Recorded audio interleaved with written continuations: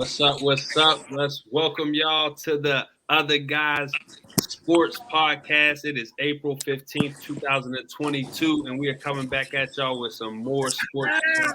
Man, we got introducing my guys. We got Joe Bebo, Gator Man on here on the podcast. We got him making his debut, 1/5 of the podcast. My man Brock Van Lee in here, and we got my guy Buck sitting down there ready to get going, and he's on 100 and ready to deliver for the show. So today we get going. How are y'all doing here today? Good. Yes. I'm feeling good. I'm feeling great. Feeling great. Okay, we're going to see who can talk those sports. That's what we're about to find out today. Man, so we're about to get ready. We just seen that the Cavs and Atlanta game just went final. Atlanta, Trae Young, and them got it done, even without a couple of their best players. So just real quick, if y'all can go 2 quick seconds, what do y'all think real quick? Gator, go ahead about the game. Man's ice cold. What can you say? Comes out looking a little the same way he did, against the Hornets, but he cleaned it up, man. And those Cavaliers, they're real sloppy at the end of the games, man. But it was a great game nonetheless. Good one. Buck, what you think? Just like I said last show, Ice Train the gang, they gonna come through, they gonna handle business. They been there, they battle tested, they ready. You feel me? That's it. Brock, what you think about that game that just went final? I think Garland shot him out the game, man. What did he shoot? He shot about 9 for 27. You got to be better, man. Definitely got to be better. But I also think Trae Young's second half was big. And then Capella was a big loss too. So, Right. Okay, well, we got the Atlanta Hawks moving on to that final 8th spot in the East. So that's where we're at with the NBA playoffs. So now we're going to just go into this. We got the late game coming on. The Clippers and the Pelicans. Paul George in COVID protocol, and will miss tonight's game against the Pelicans. Do y'all think that the Clippers have a chance without Paul George? What do y'all think? Bucket, go ahead. No shot, bro. To be honest, I didn't think they had a shot with him. If I'm being completely honest, and that's no knock on them, but it is a knock on them at the same time. I just didn't think they was ready for it, and with or without Paul George, I didn't think the Clippers made the official tournament this year. So, nah, no bueno for me over here. I disagree. I think with Paul George, they could have won that. They were going to win it. I still think they can win the game without Paul George. I feel like outside of Brandon Ingram and CJ McCollum, it's not too much there. I really do. I feel like it's not too much there. And then I feel like the Clippers, they have more good role. I got good role players and players that have been there. I disagree. You disagree? I disagree with the disagreeer. Go ahead, Gabe. What you think, man? You know what I think, man? I touched on this briefly last episode. CJ McCollum, I think that Paul George, I don't think he would have. Of course, he'd have made a difference. I don't think he'd have made a difference in the outcome.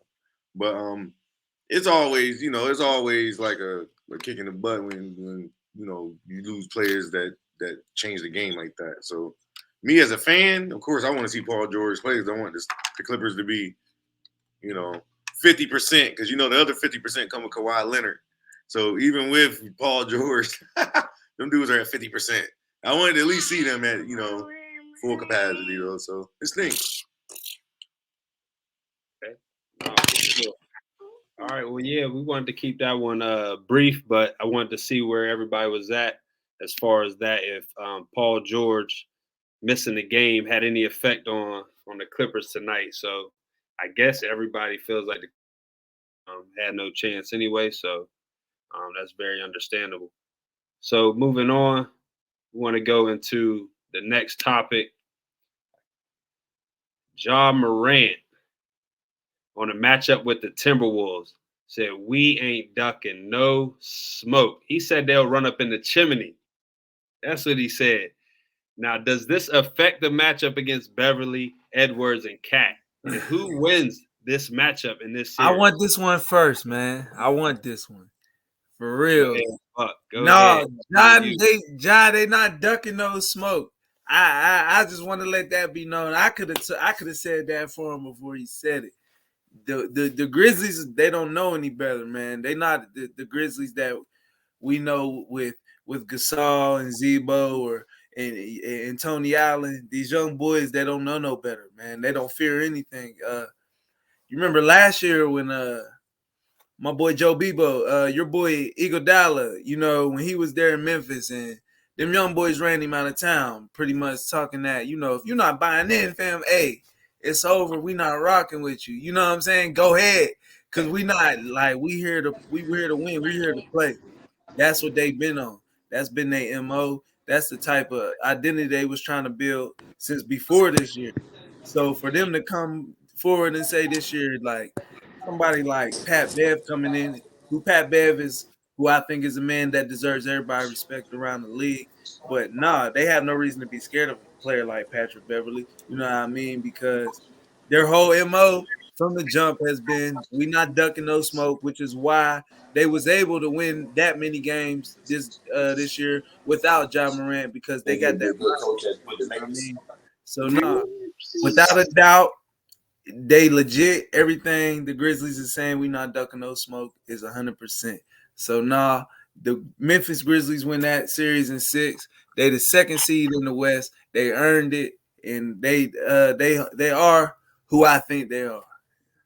Okay, jump in on this one. Hey, I want to touch on something Buck said because it's like that's what it is. Like I'm sitting here with my son and I'm thinking like, yo, he's right. And I was watching How to Train Your Dragon, and that day, all those big dragons, the ones that was like didn't care was the ones who didn't know no better. Like they didn't know no better. Little dragons. You feel me? And I feel like that's how they're on little dragon status right now. I don't think they'll represent the West in the conference finals. I don't think they'll make it to the conference finals, but I think that this is a good matchup for them because if you're Ja Morant, you're licking your chops. What better way to cement yourself as a dog than the dog Pat Bev? You feel me? So with Pat Bev, it either goes one way or the other. There's no tweeners, you know. So either Pat Bev going to bring him down to reality, or he's going to elevate his name on Pat Bev.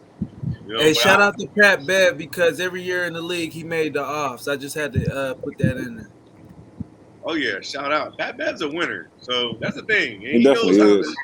He knows how to take you out your comfort zone. So you got to have layers to really to dog him. Yeah, people try to downplay him, man. They try to downplay him too much. He just puts out effort, man. Effort and defense. And he can hit an occasional 3. It might be a little better. 3-point percentage is up. He's a better IQ player than he will ever get credit for, too. Yep. People see all the energy and they think it's extra. And they'll hit a big shot. So you can't sleep on Bev, man. You really can't. But I do think that the Grizzlies, this is important for them because I think the Timberwolves is the type of matchup that in 7 games it shows you if you're, it'll separate you from being because they're good enough. When those minutes slim up, the Timberwolves got the second. Their starting lineup scores the second most in the NBA. You feel me? So when those minutes slim up, they're really built better for the playoffs, honestly. But okay, we'll see. I think that's going to be exciting. I think it's going to be an opportunity for the Grizzlies to cement the new identity that they have because I don't think the Timberwolves are very similar. They have a very similar mindset on how they got here and what they're trying to do. Just not the same record. Okay. I Brock, agree. what do you think? What do you think on that? They ain't running. They not ducking. No smoke. I mean, they got the second seed for a reason. I think they're going to sweep them, honestly. And I'm not a fan of Karl Towns at all. I think he's too soft. I think he'll have his games, but I think it'll be minimized, man. Steven Adams, down low at least, he's going to have to hit his outside shots. And I think as far as Pat Bev, he's going to slow down Ja Morant to a minimum 2. But I don't think it's going to be that much where it's going to turn the series around or anything. I feel like they still get swept, man. That's it. She should sweep The Yeah, I Grizzlies think it's a are sweep. beating the Timberwolves. I think it's a I sweep. don't think it's gonna be no sweep. They're gonna have to earn it. And depending on that same fella that you don't like, he'll depending on how he perform, it could get scary for him for real. Because that's going to be real. And I do like Jared Jackson, but that's going to be where the Timberwolves try to take advantage. Is going to be through Anthony Towns and Edwards in the rim. They're going to attack the rim a lot, so it's going to be gritty out there. It's going to be a real. I just like the Grizzlies. I just like the Grizzlies because they can win without Ja. If he gets slowed down, they're still a crazy team that goes on crazy runs. They won on one of the best series this year without him. So I mean, the best win. They're the best wins in the playoffs. Like when those minutes slim and all those dudes got to play all those minutes, they'll look better than what they did in the season. You know, but I don't think at the same time. I just think that the Grizzlies are more comfortable in who they are and what they're trying to do out there. So Timberwolves still got execution issues that I don't think the Grizzlies have. Exactly. Okay, got it. Well, I think that wraps it up. What do you think, Mr. Shep? Me, as far as that, I believe that what he made, as far as that statement, is true. They're not ducking no smoke. They showed all year that they're fired up to play. They're enjoying the game. I do believe that they are young, so they're going to have some things that may not get them through the West. But as far as that, I do believe that they're going to do well in this series, win this series, and continue to move forward. But yeah, I think they all got a nice chip on their shoulder that they're not willing to just let go because they're about to go up against. I don't see why they can't make a run. The West is wide open. I don't see why they can't make a run. Phoenix to me is the only team that is supposed to go. There's nobody else in the West to me. And not to be biased, I would just say the only thing with Phoenix that I would give over the Grizzlies is just really the experience. So I think the Grizzlies do have the talent. I agree. I think Phoenix is the best team in the league. You know what I mean? Phoenix and 5 on the Grizzlies. Put them down quick. But they would be. I believe they would be close games even if it was 5. I think Phoenix is the best team in the league. For the record, count on the Warriors though. For the record, Warriors come out the West. Warriors. I mean, you got who you got. You know, I got the Phoenix Suns. For the record. Okay, so there's a couple on this next topic that I want to get into, and Ja Morant's involved in this. That's up for debate on whether we believe he should be involved in this type of war, but we'll go into it anyway. We are looking at the most improved player. Who do you believe is the most improved player this year? And we'll start off with Brock this time. Who do you believe the most improved player in the NBA should be this season? I understand he's been putting up the numbers and stuff, and he should be the most improved, but he also sat out a lot. But as far as when he's been on the court, yeah, he's the most improved. But who? I'm gonna go with my Ja Morant. I'm gonna go with my Dookie, Gary Trent Jr. I feel like he can be in that running for most improved as well. Why? Give me a second. I'm charging my phone. But why? Yes. I seen Van Fleet sit out a lot, and he kept them in a lot of games. Siakam didn't play a lot this year until the second half of the year, and he kept them in a lot of the games. Man, he kept them in that 4 and 5 spot in the playoffs, averaging 20 plus. He went on like a 5-6 game streak. He got like 30 plus in 5-6 games, or 25 plus. So coming from just being an off the bench streaky scorer to doing it a little bit more consistent, I think that can be something to put you in that shot. Okay, so you think Gary Trent Jr. Okay. No, I think Ja Morant, but I just think Gary Trent is kind of, you can put his name in there if Ja Morant doesn't get it because he didn't play enough games. Yeah. Okay. So yeah, with Ja Morant, I was just thinking like, is he past that point? Was he already like, Ja Morant last year to where it's like you don't really put him in that type of category? I don't know, but that's up for debate. Go ahead, Buck. That's what I was saying. Like when I think about most improved player, I'm thinking about somebody who's kind of crummy, and then that's where Gary Trent came in. Yeah, you're right. I like Gary Trent. I like Gary Trent. I'm gonna hold off on mine. Go ahead, Buck. Well, I think that the favorite going around most of the league is Jordan Poole, but I like Garland from Cleveland. I like Darius Garland as my most improved player. To me, the step that he took this year, and propelled Cleveland as a legitimate team in the future. Although they lost tonight, which I said they would lose tonight. But I think next season, I don't think we see Cleveland. Cleveland doesn't play in this playing tournament next year. You know what I mean? In other words, that's what I'm getting at. Like next year, Cleveland is they're just a solidified team, a playoff team next year. You know what I mean? They just wait to see who they have to play next year, so to speak. I got Garland because he took that step. He's a first-time All-Star this year. You know what I mean? He pushed Cleveland to that level, and they got Mobley, who I think will come in second Rookie of the Year to Scotty Barnes, unfortunately. But they got Mobley, who I think has a higher ceiling than Scotty Barnes. You know what I mean? So they got him. So I think they got two pieces going forward. You know what I mean? That makes them a legitimate candidate coming out that East. That has nothing to do with this year, him being most improved. But I just think that the season that Garland had, just how he was able to be the leader on that team, you know what I mean? Essentially the face of that team. He took them to that next level, and you had to take the Cavs serious. And there's a long time that you had to take the Cavs serious without somebody named LeBron James in that uniform. And that goes for Kyrie Irving. And obviously, I'm not comparing them to Kyrie, but you didn't have to take them Cavs serious when it was just Kyrie. You know what I mean? It was when LeBron came to town, you took him serious. You know what I mean? So, to me, Garland, being who he was last year and coming in, he was hurt last year, coming in this year, is your most improved. Like it. Gabe, who is your most improved player of the year in the NBA? I'm going to take a kind of different little route with it. See, the thing is, like with Garland, he's sweet. And I didn't know much about him, but these guys are lottery picks. They're expected to progress like this, I'm going to go with Luke Kennard for the Pistons.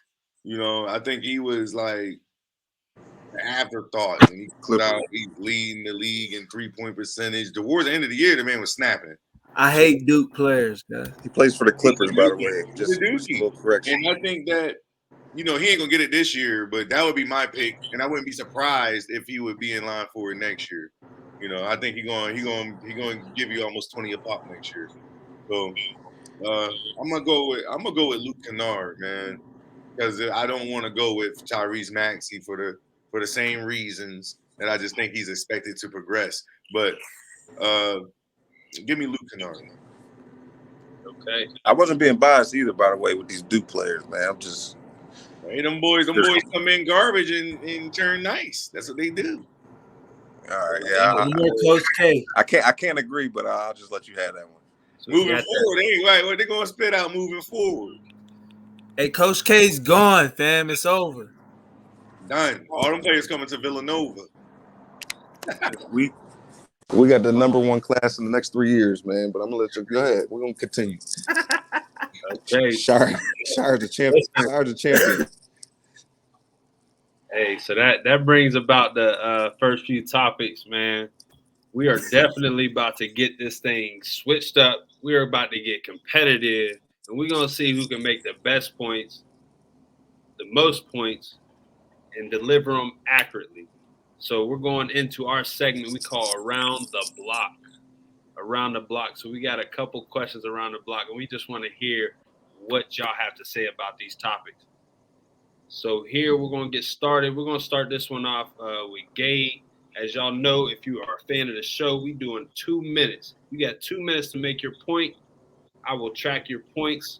You will see Ready, Frank?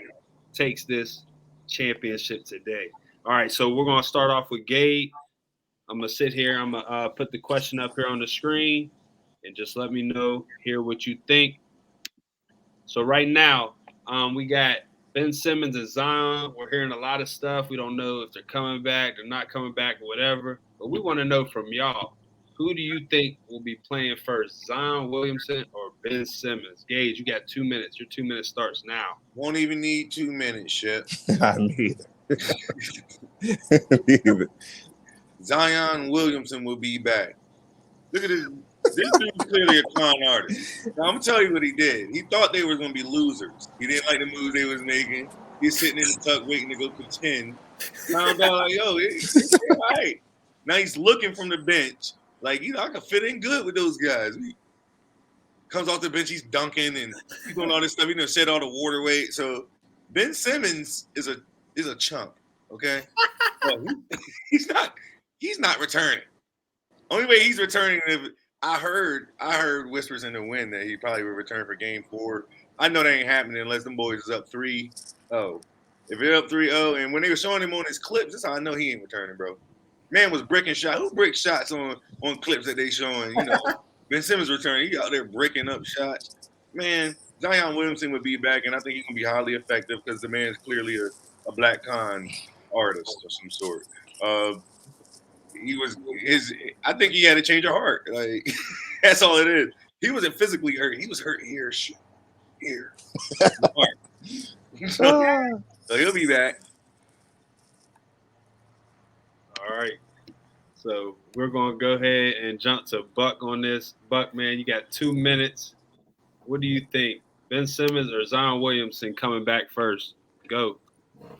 All right, Chef. So first of all, I'm going to tell you this.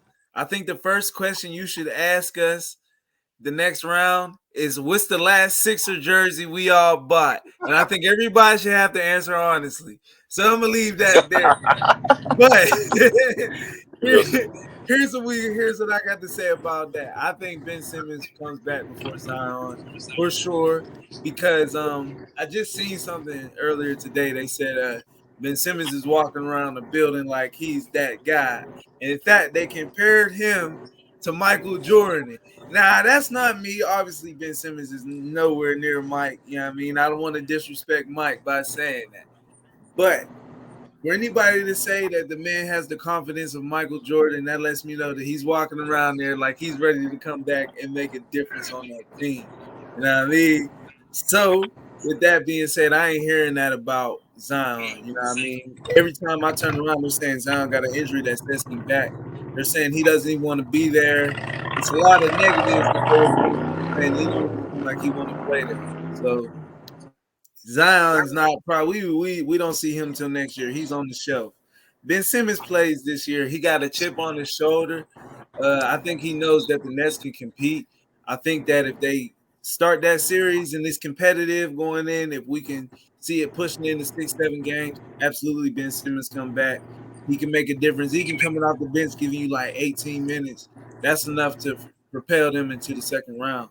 You know what I mean? So, yeah, Ben Simmons plays first, and he makes a bigger difference on his team immediately if he does come back.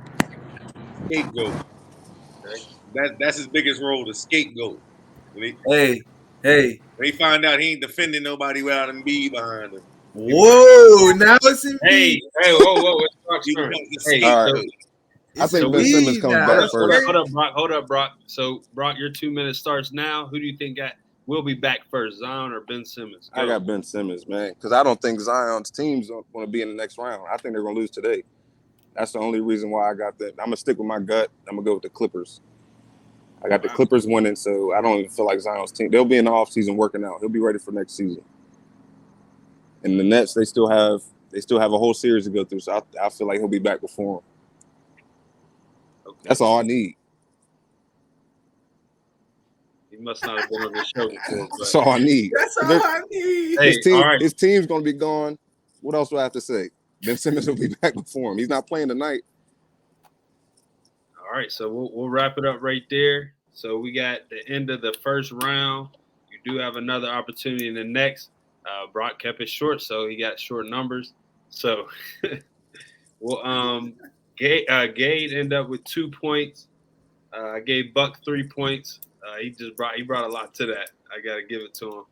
And Brock, you ended up with 1 very good point. But that was it. You got to use your 2 minutes. So we'll go here into this next one. I think this will be another fun one. One of y'all might be partial to this, but it is what it is. So right now, we're talking James Harden. James Harden said he has no pressure. He said he has no pressure. He's going in there pressure free. He has pressure. Is he going in there pressure free? And that's all right. What you, Brock, you got 2 minutes. Ready? Go. I definitely think he has pressure. He initiated that trade. So he feels like if he goes, I don't know if he just didn't want to be with the Nets, or he feels like if he goes to Philly, they're going to be better once he get there. So he has to make them better once he gets there. So I feel like he does have pressure. And I feel like he's telling the media he doesn't have pressure so he can get that pressure off of him. So they just like, all right, he's not worried about it. So I feel like he has pressure, man. And it's going to – and he has pressure because he hasn't been playing good in the playoffs, man, almost his whole career. Maybe it's 6 man with the Thunder when they went to the championship with the Heat, but he hasn't been as that guy, as that ball dominant guy. I don't feel like he's been playing good in the playoffs. So I feel like he has more pressure now to show what he can do in the playoffs with the team he wants to be with right now. That's all I need. Okay. So we're going to go ahead. Gabe, let me know what you think. James Harden, he says he does not have pressure. Does he have pressure on him in these playoffs? What you're about to witness is another con artist doing what they do best. And that's Jim Hardbody to you, Chef. His name is Jim when he's a member. Jimmy Chuck after these playoffs.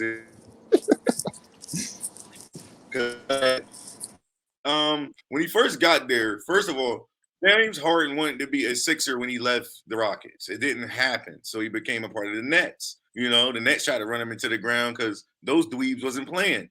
So, he did what he had to do, come to the Sixers. If you would have did it any other team, I'd be feeling differently. But I don't think that this guy has pressure because he feels good. I think he does. I think that the time he's been here since All-Star break, it's been more about acclimating the team. And what I've seen as a Sixer fan, I've never seen nobody in a Sixer jersey get no 15, 12 assists, 10 assists a game. So it's like he makes everybody around him better. Tobias Harris was in a slump when he came. Pushed him right out the slump. Makes Maxey, pushes him back into his natural role. It's always in a slump.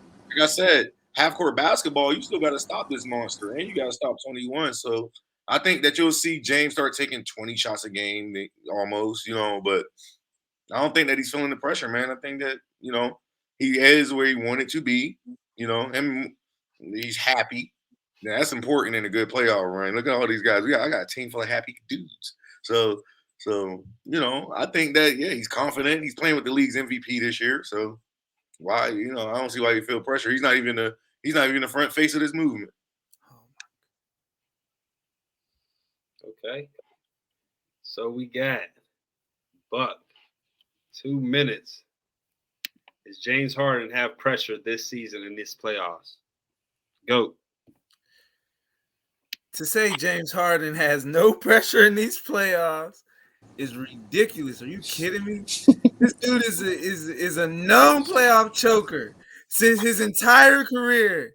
He's a dude right now. This man just played with Kevin Durant and Kyrie Irving and found a way to make that not work and blame everybody else. Just like he did with Chris Paul, just like he did with Russ, just like he did when he had Dwight Howard in town. He found a reason to blame everybody else. He got Mike D'Antoni ran out of town. They're bringing all these coaches in. They're bringing in a player in every year. He's been happy every season we've seen. For some reason, you think because he got traded midseason, he's supposed to be, he looks happy now. He's going to come out pouting. And B's not even going to talk to him. We're going to look up at the end of the year, and B's going to be like, I don't know why we even brought him in. I didn't even want to. You know what I'm saying? He didn't. I mean, don't impersonate Embiid. Embiid is a monster. Embiid to me is a championship like type guy. He got that, but he's gonna have to rely on Harden because it can't all be on Embiid. It's not gonna all be on Embiid. And Harden is a known choke artist, dog. There's no way how insanity is thinking somebody's gonna change. You keep trying and thinking you're gonna realize that Harden's the problem. It was never the systems. You know what I mean? Some dudes aren't meant to win in this league. And Harden won't be in Philly long because Embiid's meant to win in this league. Harden's not. So that's going to come to light here very soon. So long story, not so long. Yeah, he got the pressure, Shep. Absolutely. Okay. All right. Well, stop it. Man, so that was intense right there. That was very intense. So what we have here is a score of Gabe. You end up getting 6 points out of here. Brock, you ended up with 4 points. You actually did come strong in that second one. You still cut it short. You had another minute something left that you could have executed some more points out of here. And Buck, you actually come away with the victory today. Buck. To my defense, I feel like that first question you only can say so much because all you can say is who's going to play first. Like, and I gave you my reasonings. You don't have to go too deep into that. I need a different question, man. And I need a different question, and I'd have won this easily. Who's going to play first? I gave you my 2 reasons. There's only 2 reasons you need. Well, Buck, Big Black playing first. He went last right there and still Yeah. And he listened to our points, man. There it is. Buck's defense, he went last and still did his thing. So, and y'all had an opportunity to speak those points before him. But I thought it was good. I actually thought y'all did good. I just think Brock, you didn't go longer. Yeah, you were 1 or 2 points away, like making 1 or 2 points. So Touchy. not happy. Give me a question I could touch up on more, man. That's what I need. He's probably not happy because I need a question I could touch up on. It's only episode Who's going to 2. play first? It's only episode 2. Huh? And Gabe be making some good points too, though. Hey, my team is funny, yo. But it is what it is, man. I told y'all it's projected. So can we come if the Pelicans lose, I get like 2 points. We can point still. We can give you. I get 2 points if they lose. Give that man. Harden's like Wale though, man. He's sensitive, man. Don't say that, man. And I want to actually rebuttal something that you said. Go ahead. Let's go. You started naming these stars like he tore down them teams. Buck, he didn't tear down them teams. Now, when Chris Paul played for I knew that's what you was going to say. Chris Paul, they was up. The game was over. The game, all they had to do was close your camera so we can see your Chris Paul jersey and how biased what you're about to say is. Chris Paul stuck his fist out. Chris Paul was having a good game. Who wasn't having a good game? The choke artist. He stuck his fist out. I What did Harden go do? for 10 from the 3. Smack his fist down like a broad, like a woman. Stop playing. All right, You man. do that to Embiid. Embiid's gonna beat him up in the locker room. Embiid ain't gonna do that to Jim. Jim no Embiid real will great. beat him up in the locker room. But Are you kidding me? Are you kidding me? actually politely, not Hans. Don't do that to my boy Hans. Oh man. Hey, we about to change gears here from the NBA. I know we're gonna talk some football here today. So, oh man, that was good. Good segment. He got his terrible towel. And yes, he is partial to Chris Paul, and he is partial to the Eagles. So listen, we're gonna jump right into it. We have some great talent at the NFL skill positions. Okay, I like this one. At our top 3 running backs and our top 3 receivers in the NFL. Right now, I'll go around the horn and we'll talk the top 3 running backs first, and then we'll double back and talk the top 3 receivers. So, do we have to give you why, or you just want our top 3? Just give your top 3. If you want to give a brief why, that's fine. And we'll go. Let's go Gabe first. Who's your top 3 running backs in the NFL? My top 3 running backs. I'm going to take Nick Chubb as my number 1. I just think the man's a monster. I think he's a monster. That's just me. That's just me. I got to take Henry, of course, by default. The man's a maniac. And no order with these guys. Okay. Henry, Chubb, that third one I've been thinking about, man, and it's tough. It's tough. Say it. Say it. It's Say tough. But I have to go because the NFL is like, what have you done for me lately? Say his I name. would say McCaffrey. But I'm not gonna say McCaffrey. Yeah, I'm not gonna say McCaffrey because I know what you want me to say. No, that's not who I meant. You know I who know to what you. say. I know what you want to say. And Say that ain't right yet. So for my third spot, give me Joe Mixon. Yeah, I like Joe Mixon. Yeah, That's I like fair. Joe Mixon. That's fair. Okay, so let's move on. Let's go, Brock. You're hype about this. Who's your top 3 running backs in the NFL right now? You want no order? No order. I'm whatever. gonna go Jonathan Taylor right now. Henry. And I'm gonna go a healthy McCaffrey. Okay. Well, you said right now. Well, right now, if he's healthy, I'll take him. But if he's still hurt, I'm gonna go with Mixon. I like Mixon. Okay. Buck, what's up? Top 3 running backs. And this is in order right here. I got Derrick Henry number 1, Jonathan Taylor number 2, and number 3. Don't You do know it. it. Don't you Go do ahead. it. Say it. Don't Say do it. it. You don't have to. Najee Harris, you kidding me? No. Don't. You're playing. You're playing. You was going to do it. Why'd you do that? He didn't fumble last year. He led the league in carries. He did it with no line. Every dude we talking about had a line in front of him. He did it with no line. And What did he do though? He put up Pro Bowl running back production. Okay. And they talked about everybody had 0 line. Yeah, what did he do? Yeah, I mean, come on, led us in touchdowns, led us in total yards, broke the Steelers rookie rushing.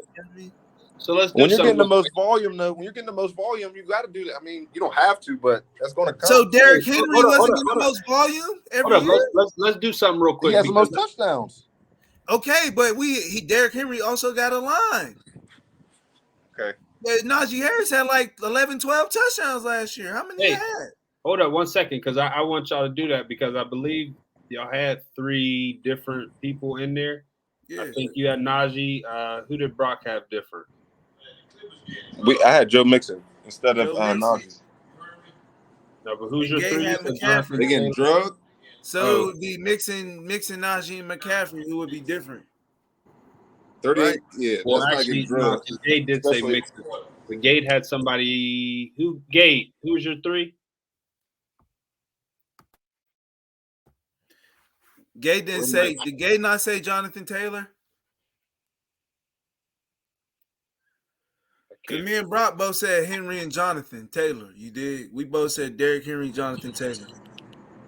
Yeah. Well, that's all right. Well, no, but I respect. Who was your 3, Gade? Chubb, Taylor. No, Chubb. Oh, that's him, right? Okay, so I want y'all. This is what I want y'all to do because y'all got a little difference. I know Gade got Chubb, Buck got Najee, and Brock had who different? I had Joe Mixon. I had Joe Taylor, Mixon. Henry, and Joe Mixon. Gade, did you have Mixon? Yeah, I did. I had Mixon. What's yours? What's yours, Ramon? Of my top 3? Yeah. Man, Derrick Henry's on there. I'm partial. I'm a Titans fan.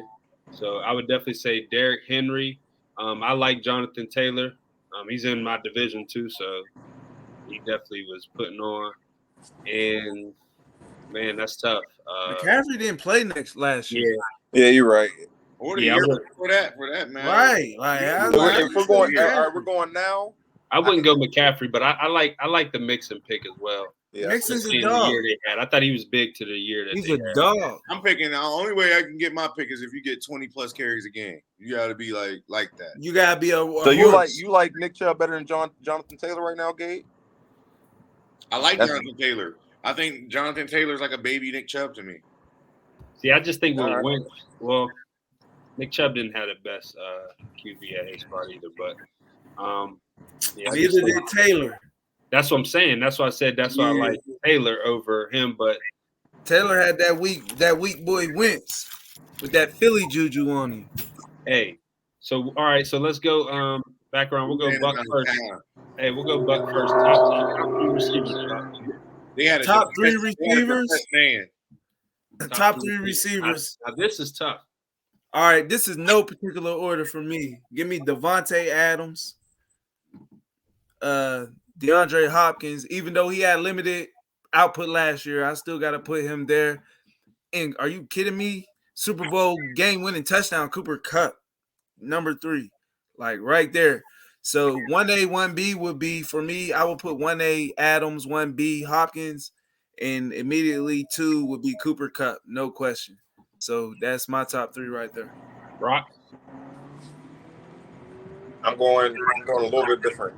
I got the same 2 as Cooper Kupp and Devontae Adams, but I'm gonna go Justin Jefferson instead of D-Hop. And I was feeling the same way Brock was feeling. I like Kupp. It's hard to turn down what's going on with that right now. I've always been a believer that Adams, he's a guy that makes you numbers. Garrett Carr is going, he's going to look a lot better with Adams. But my third one is a different young boy. You know, the NFL is a what have you done for me lately league. And lately, Jamar Chase. Man's nasty. Passed the eye test, the ocular pat down with flying colors. 4 on my list, if you ask me. 4. Yeah, he probably D-Hop 4. Yeah, so that's tough. I definitely would say Devontae Adams. Cooper Kupp just had a crazy year, and with all those historical statistics, and then that one would be my tough thing. Jamar Chase, he definitely passed the eye test, but I don't know. I like Stephon Diggs. Oh, that's a good one. That's a real good. I ain't forget about him, but he's my 6. It must be something personal, Shep. You met him? He does something nice for you or something. Because he ain't no top 3er. No, but I like his game. So, I would say that. But Jamar Chase, I can see him being up there.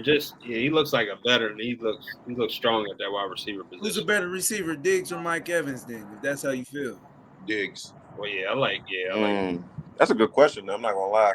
I like Diggs. I think Diggs you can put him in more. He's more versatile. That's what I should say. Mike Evans is very consistent though. He is. Never not had a 1,000-yard season. You did. He's very consistent in what he does. I ain't going to even call him a one-trick pony neither, but I feel like that is. I mean, the league is as best as I'm just saying. Long time. I don't know. I think the receivers. I as long as I've been living, I don't really remember this many. No, this is the best they ever been, man. Receivers, because you still got guys that's hurt. That's elite, like OBJ. Well. And what's happening is some teams are turning it backwards, but it become like just like a 3-point shot, passing is bigger now. So some teams are dialing it backwards, though. You feel me? You're starting to getting a lot of like the Eagles last year. We was a running team. The Ravens are like that. The Browns were like that. They're not gonna be like that anymore. That's what I'm saying. Like Chubb with Deshaun Watson under that butt, I don't see how you can stop Chubb. You just can't. Hey, and you know what I think about with the running backs is I want to see how fast you get from your pre-play positioning to the hole. And every time I see Chubb, it's just like somebody exploded this man out of cannon. Right? You think Chubb is better than Dalvin Cook? Of course. It's not like an of course. That's not an of course. Like that's what I'm saying. That's not an of course answer. It's not like that much. Dalvin Cook has been doing it too. As long he slipped my mind, man. Chubb had the split carries and ball duties. If he get that type of reps, that's because he's in a run-heavy offense. Chubb is getting it 40 times a game. Dalvin's doing the same. Like Dalvin's getting just as many yards. Chubb not getting that ball 40 times a game. Huh? Chubb might get that ball about 17, 18 times a game. Kareem about 14. Chubb is getting 20. Not a game. A game. Nah, in a game where they need it. Yeah, a big game if they smart, but you're not getting 20. Nah, you're not. Okay, on this good game, we got to compare them on their good days. Especially who's gonna have, you know what I mean? You give them the same. You give Dalvin 22 carries. Lately. As of I said, what have you done for me lately? Last year, that was a problem. Big problem. So was Dalvin Cook. They didn't make the playoff. The Browns didn't make the offs. Chubb I ain't think- carry him to the offs. I do think Chubb has a better supporting cast though, with Absolutely. Kareem Hunt. Come on, out there, two-trick when pony. he's not running as good, you can go to man. Kareem Hunt. Dalvin, he gets more to workload, man. He gets beat up a lot more. But Right. it does say something too, though. Like, I don't know how y'all feel about Cleveland's like passing game. So regardless, I think if you have a second running back, if all you have is the running game, that is a big threat. Does it really matter? That, you know what I mean? Whereas the Vikings can go to Justin Jefferson And Thielen. They still got that monster out there. and Thielen. So you can You go gotta over account there. for those dudes. And Kirk Cousins can make any pass on the field, so you have to respect them. So I feel like that may be a difference, but we're definitely going to get on. Dalvin Cook does a lot of his punishment out the backfield receiving as well. Man, Dalvin Cook's 1,000. Dalvin Cook's giving you like that 1,200 rushing though. He's a running back. Just because he can catch. Just because he can catch. No, I'm saying don't play him like he's not running that pill. Don't try to put him in another category. He runs more than anything. He runs. He runs He's never been a Chubb. Before Chubb got hurt in college, Chubb was the man. Came back into the league. He is the man. He is what he looks like, a horse. Dalvin Cook the same. Okay.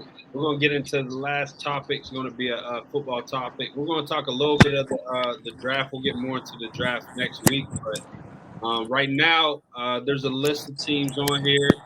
We got Jacksonville with the first pick, Detroit Lions with the second pick, Houston Texans with the third pick, the Jets with the fourth pick, and the Giants with the fifth pick in the NFL draft. So what NFL franchise needs to have a great draft this year? It doesn't have to be on this list, but that's just to give us a little look on the top 5 picks in this draft. Who needs to have a bigger draft this year in the NFL?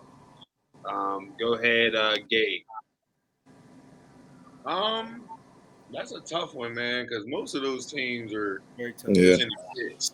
So I'm going to go with. I wanted to lean towards the Jets because towards the end of the year they was kind of putting together what seemed like they only need a couple pieces.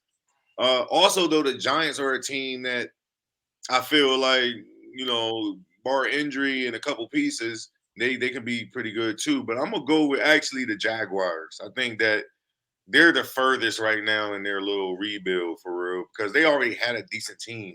Somehow that got all foobarred. So if they come away with a good draft this year, I could see them, especially after what they did last year, gaining some good a lot of momentum. Plus a new coach, with the new coach, so that's gonna be important too. Another key pieces to kind of move on with, So I think that's what I think. But I think it's gonna be also important for those New York teams as well. I think they need to have a good draft. The Giants really do because they're at the point where if this season don't work, they're gonna start letting go of a lot of people. So I think but the Detroit Lions and the Texans, they're in the win. Okay, Buck, who do you think needs to have the best draft this year in the NFL?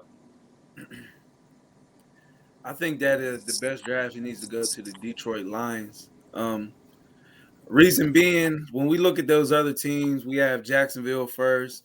We've seen Jacksonville win playoff games. Houston, the Jets, the Giants. We've all seen these teams get into the playoffs, win playoff games, even Super Bowls with the Giants. You know what I mean? We've seen it happen. Like, we've seen that these teams are capable of building. But one team that always seems to be right here in this top 5 is that Detroit Lions.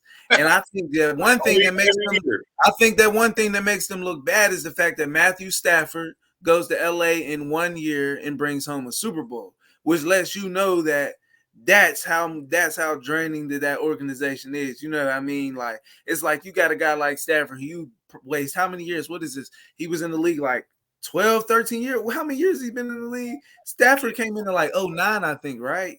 I think he got drafted in 2009. You can correct me on that. You know what I mean? Yep, I'll double check. Yeah, Stafford came in the league like I think 2009, 2008, 2009. Stafford been in the league. He wasted most of his prime years, so to speak, in Detroit. It's like, man, this team is like, this organization, I should say, 12 years. Is a black hole. You know what I mean? There's nothing going on there. So the pressure is on them because it's proven that Jacksonville has shown over the years that they can draft guys and eventually get themselves out of that top 10 range. And same with every other team. I would have the Jets at second because it's been a while for the Jets, but no, Detroit, man. Detroit is always there. They've been picking the top 5 as long as we can remember. So Detroit has the most pressure to get out of that top 5 and have a good draft. Okay. What you think about that, Brock? Who do you have? What NFL franchise needs to have a great draft this year? It's just tough, but I might even say the Browns, man, just because they got a lot of. I mean, I know they picked up Watson, stuff like that, but they need to get some people to support them. I know they have a good running game right now. He can even take off, but he got to get the ball to some people. So they got, and the league's a passing league right now, and especially even the our division, the Steelers, Ravens, and them. They gotta stay relevant with Burrow and them, and he needs somebody to get the ball to. And they gotta find out who do they draft. Do they draft a young quarterback because they don't know what Deshaun Watson's situation is, or I don't know. So I think they need to figure some stuff out. I think they have a lot of pressure on them. Are they going to trade Mayfield, or what are they going to do with that situation? So right, are they going to keep him? Is that something they're going to do? Yeah. Just in case Deshaun Watson gets suspended, and I don't know what their plans for that is, and it doesn't seem like any team is like racing to jump and get Baker Mayfield right now. So No, I don't think so. I'm trying to think of somewhere he even fit in right now. Honestly, maybe this. What the Seahawks doing? Carolina's the word right at this very moment. Carolina's supposed to actually he fits in real good at Carolina. I wouldn't be. I think that they could use him. Well, he keeps throwing got out. DJ Moore too, who's another beast. Yeah, so I don't know. That's tough, but I mean, I think those are some good points on as far as the teams that need to get in there and have a great draft. No, respect now. What Buck said is very correct because the Lions is in that lineup every single. After pulling the numbers, that's a real good point. I came to a gruesome reality. Yeah, that's bro. Every year, that shows you for if you were able to spend some 4,000 money, yards. put some people around them. That's all. That shows you if they had to spend some money, put some people around them. I know they tried with Sue one time, whatever, but if you would have just really put some people around them, you could have. But where does the people go to? Because like I was saying, Matt Stafford passed for 4,000 yards 9 out of the past 12 years. He's a dog. Over 4,000. Yeah, no. So it's just like a dog. What do you have to put around that type of? How don't you get that done? You know, is something's not there if that's the case because he went there and still performed and you see what happened. So and I know they had like a all-star makeup there at in LA, but I'm trying to think like who had him for a long time. Who is he pitching them balls to? He never had a 1,000-yard rusher his entire career. Never had a 1,000-yard rusher in Detroit. I don't know if he had one in LA. Detroit never had a 1,000-yard rusher. And they were losing a lot too up there, so he always come from behind too. Right. So he had to get that ball down the field to get back. I mean, he lost a running back at the beginning of the year. You know, he lost a running back and a running back. I mean, he came back in the playoffs, but that man was throwing to nobodies for his whole career almost. Other than Megatron, yeah. He caught the late Megatron though. He caught that Megatron that was ready to leave. Who? Stafford. Stafford was there first, wasn't he? Or Megatron was like a year. No, Megatron was there first. A year apart? What you mean? Orblowski. A year apart. Orblowski, what year do you think Megatron got drafted? He was a backup. That's the Orblowski. Yeah, all type of people throwing Megatron the ball. Dude that on the top of the sports the ball in the air. That's who they would put under there. They'd be like, no, you can play quarterback for the what's your name? Rat? No, Gators. You can play quarterback for the Detroit Lions. Yeah, but I guess that's he was drafted in 07, but Megatron was. And what year did Stafford come in? He came in 12 ago, so that would be 09. He got 2 years on him. Nah, yeah, that ain't. He got prime Megatron. Definitely. What you mean? He did. How many years did Megatron play? Megatron played like 10 It- years. Even if he didn't, he's in there with his third year. So Megatron probably played 7 tops. well, he got the best of Megatron. We'll say that. But I yeah, don't know. The best of Bro, Megatron. Megatron played from 2007 to 2015. So what is that, about 8 years? Yeah. He yeah, got all that. That was all. Yeah, Megatron got him all them numbers then. That's Shit. all Stafford, nigga. Yeah. Yeah. So I'll say that. I'm not really sure what this score in this late game is right now. Bro, Stafford's on my TV right now. They My up, bad, I didn't cut you off. And that new commercial, you know Yeah, what that Pelicans up AT&T. 13. you know what I say about them? Yeah, But you know I'm what still I gonna say stick with what I about them? said. They start doing commercials. They do. Oh, hold up. What'd you say? He got a ring. The It Pelicans- don't matter. Ain't no being doomed after you got one already. Nah, he's Hold up. secured. Yeah, Hold up. he's Hold good. up. We got breaking news. Let's hear it. So the Pelicans are up 56-41, and Brock said he's sticking with his I'm Clippers. sticking with it. I can't go back now. Yes, you can. No, I can't. It's never I too still late need- to apologize. I still need my You 3 know, points. I Nation. need to tie the winner of that around the block. If I'm they telling win, Bro, y'all, that man, game's some players are over. A lot more dangerous than what they seem. They just- Around the block's You might have over. to What are you take points talking if they lose. about? I need to. I need to tie it up. If they lose by 20, we might have to take points. You have to deduct points Yeah, I know from you're making right, a lazy right. statement and counting out But- CJ McCollum after I'm begging him not to. But it is the NBA. We know these leads sometimes just seem to go away somehow. So we'll give them a little time in the third and see if they can put a dent. Right in this now it's score. BI. BI got Just the 18. third. We got a fourth quarter too. 18 minutes. You just gonna give me the third? It's the second quarter. We got a fourth quarter, man. That's when people come alive. Yeah, we'll see. Well, no, Shit, they don't it's a have great show. TV. Man, we're gonna wrap this up. We will be back here. See y'all tomorrow. Any last words? Anybody? Shout out, man. It was a good one. I enjoyed Let's this, go. man. I enjoyed this. Let's do it again. I'll see y'all boys tomorrow, man. It is on. We'll see y'all in the broadcast.